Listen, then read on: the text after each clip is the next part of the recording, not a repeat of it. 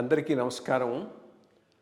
IYR talks మొదలుపెట్టి ఎఫెక్టివ్గా postings మొదలుపెట్టి ఒక సంవత్సర కాలం అయింది.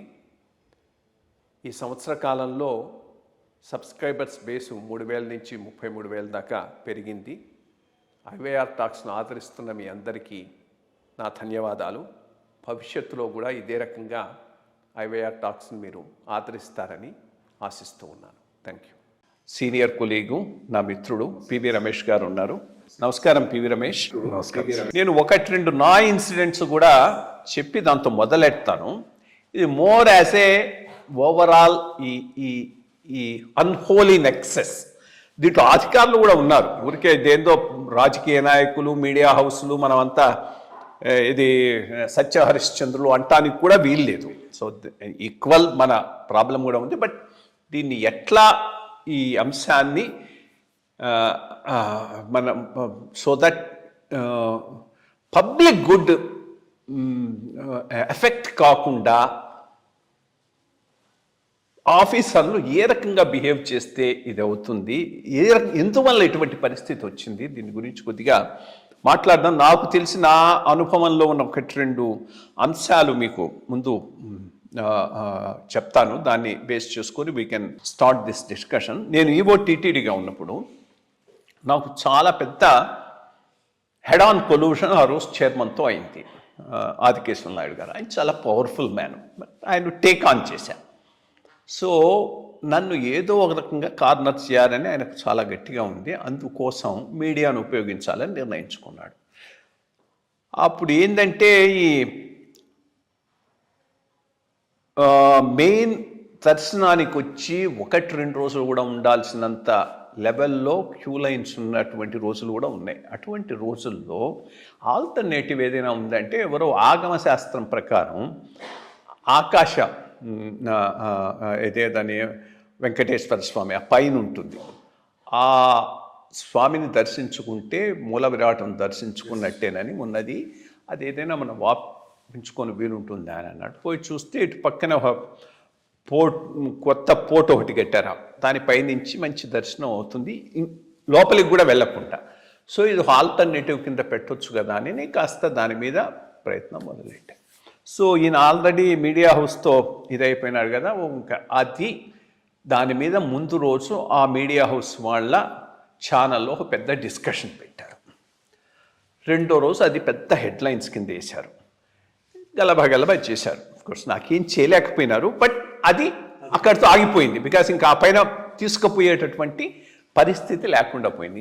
నేనేమి చేసిన దాంట్లో ఎక్కడా లోపం లేదు కాబట్టి నన్ను చైర్మన్ అంత పెద్ద ఇదైనా కానీ ఎక్స్పోజ్ చేయడానికి అతనికి మెటీరియల్ దొరకలేదు. పాపం చాలా ప్రయత్నం చేశాడు, ఇది అయిపోయింది.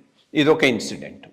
నేను చీఫ్ సెక్రటరీగా ఉన్నప్పుడు ఒక well meaning by and large మన క్యాడర్లో మంచి రెప్యుటేషన్ ఉన్న ఆఫీసర్ ఒక ఆయన ఆ రోజు వచ్చాడు.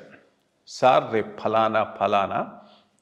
ఫలానా న్యూస్ పేపర్లో నా మీద ఒక పెద్ద కథనం రాబోతుందని. Almost all he was at a weeping stage. ఏం చేయగలమని ఏదన్నాడు చెప్పాడు. ఒకటే అడ్వైస్ ఇచ్చా. దాంట్లో మేనేజ్మెంటు డీల్స్ చేస్తారు, ఇట్లా ఎక్స్పోజ్ చేస్తామని ముందు హింట్ ఇస్తారు, డీల్స్ చేస్తారు. నువ్వేమి భయపడాల్సింది లేకుండా ఉంటే ఓకే, భయపడేది ఏదైనా ఉంటే మాత్రం డీల్ సెట్ చేసుకో, అంతకు మించి నేను చేయగలిగింది ఏం లేదు దీంట్లోనని చెప్పాను. మరి ఏం చేసుకున్నాడు, నెక్స్ట్ రోజు ఆ వార్త రాలేదు, అది అంతటితో పోయింది. సో చెప్తున్నాను, ఎటువంటి మీడియా హౌసెస్, మీడియా అధినేతలు వీళ్ళు ఉన్నారు అని. పార్ట్ ఆఫ్ దెమ్ వాళ్ళను పెంచి పోషించింది కూడా మన బ్యూరోక్రసీ. కొన్ని చోట్ల the amount of money they made